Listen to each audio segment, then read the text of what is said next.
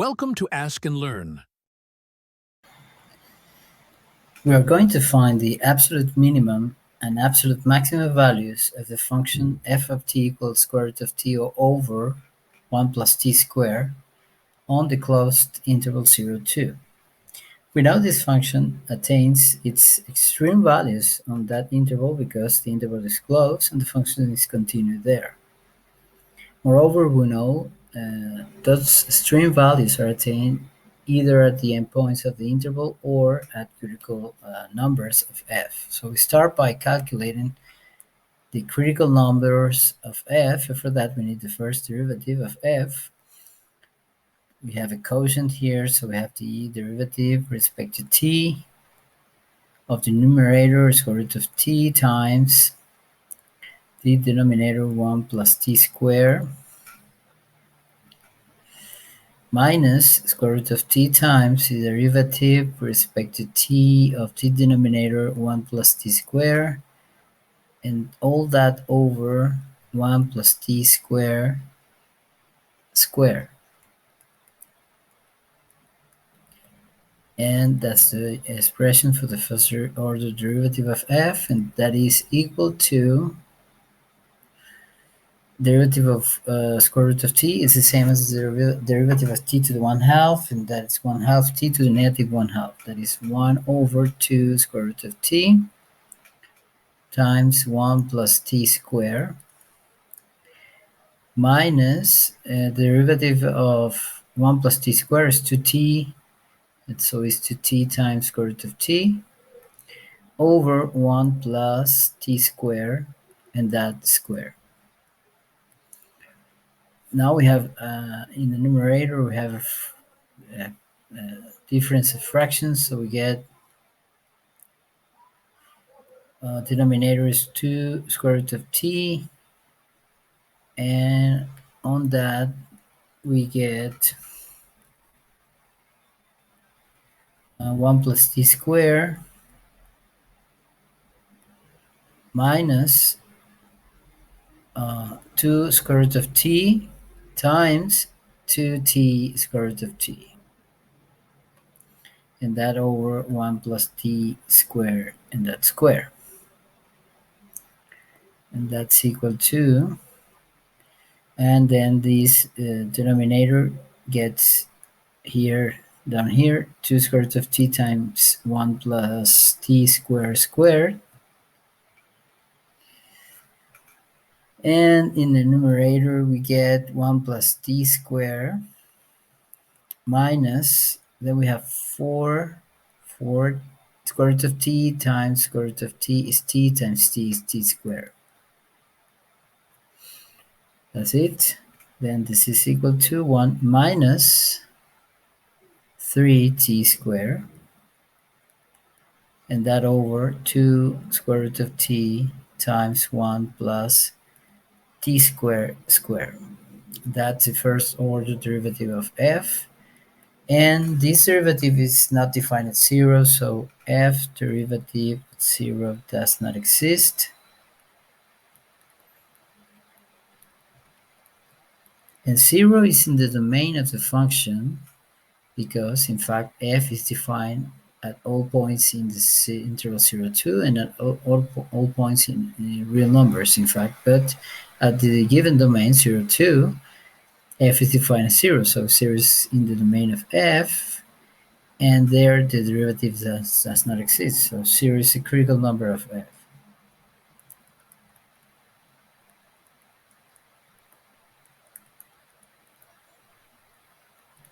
It is a critical number of f in the interval 0, 2.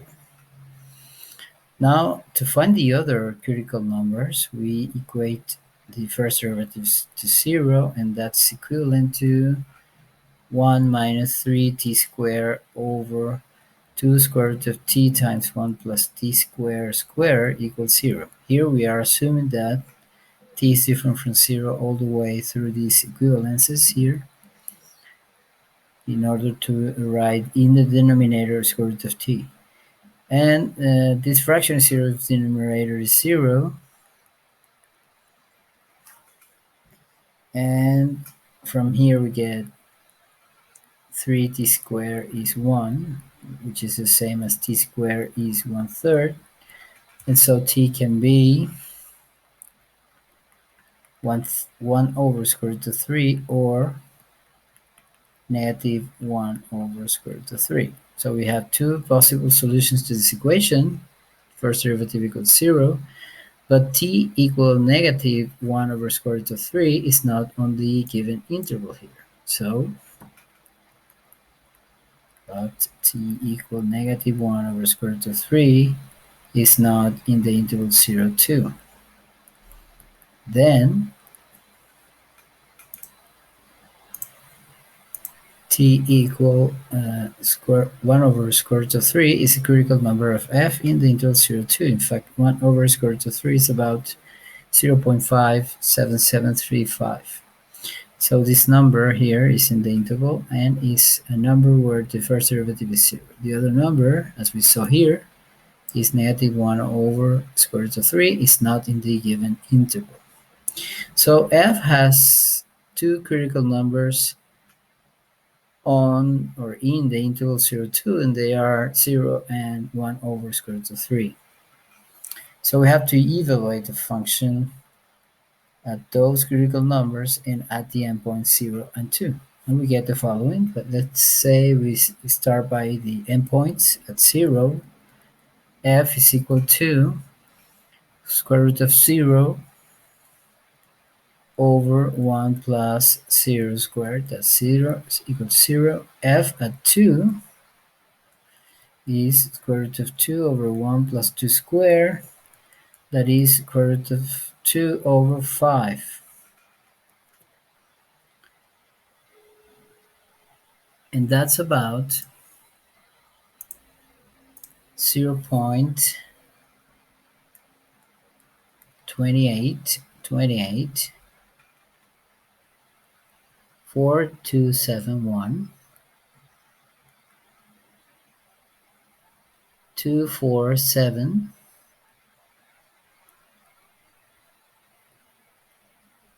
4619. And now we evaluate f at the critical numbers, first at 0, but 0 is already here, so let's see that in this particular case, 0 is a critical number of f in the given interval, but it happens to be also the left endpoint. So we have already evaluated at 0 as the left endpoint. And now we got to evaluate at the other critical number, 1 over square root of 3. And we get from here square root of 1 over square root of 3, and that over 1 plus square root of 1 over square root of 3 square. And we do a little bit of math here, and we are going to get finally 3 over 4 times fourth root of 3. Here is the, let's write it again to be clearer, 4 times fourth root of 3, or what is the same, 3 to the 1/4. And that's about, to know more or less what value it is, 0.56 987 6764 2386 94. That's the image of 1 over square root of 3. In fact, 1 over square root of 3, we said here, is about 0.57735.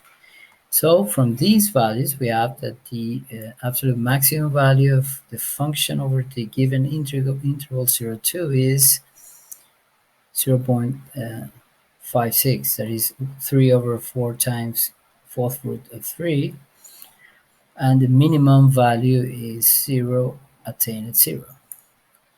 And with that, we can now give the answer. Then the absolute minimum value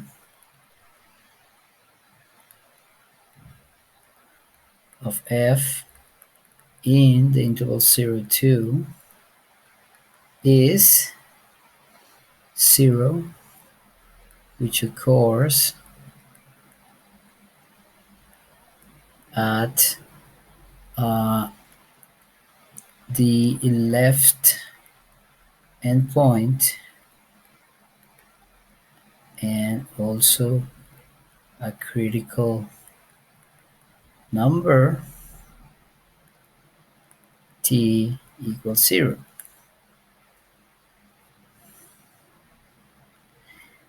And the absolute maximum value of the function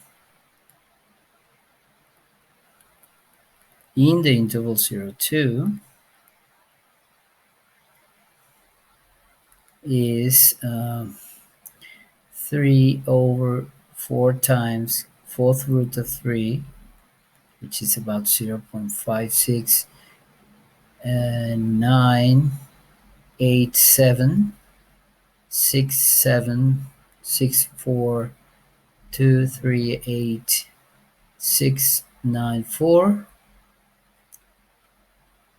which occurs at t equals 1 over square root of 3, which is in fact about 0.577350,269. So this is the final answer to the problem. And we remember here that we start by saying that this function attains its extreme values at the given interval because f is continuous and the interval is closed.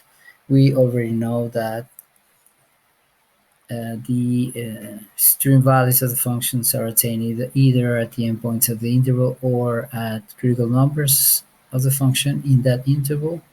So we start by calculating the first derivative of f, and with that we calculate the critical numbers. In this case, 0 is a value in the domain of the function where the first derivative does not exist. For that reason, t equals 0 is a critical number of f. And the equation first derivative of f equals 0 has two solutions, 1 over square root of 3 and negative 1 over square root of 3. And for those, the solution negative 1 over square root of 3 is not in the given interval 0, 2, and for that reason the other critical number besides 0 is t equals 1 over square root of 3, which is about 0.577350,269. We now calculate the image of the function at the endpoint 0 and 2 and at the critical number 1 over square root of 3, and we obtain that the largest value, which is then the absolute maximum value of the function over the interval, is 3 over 4 times fourth root of 3, which is about 0.5698, 6764238694, and it occurs at 1 over square root of 3, which is a critical number, and the absolute minimum value of the function corresponds to this smallest of these three values, 0, and it occurs at the left endpoint also, which is also a critical number, t equals 0. So this is the final answer.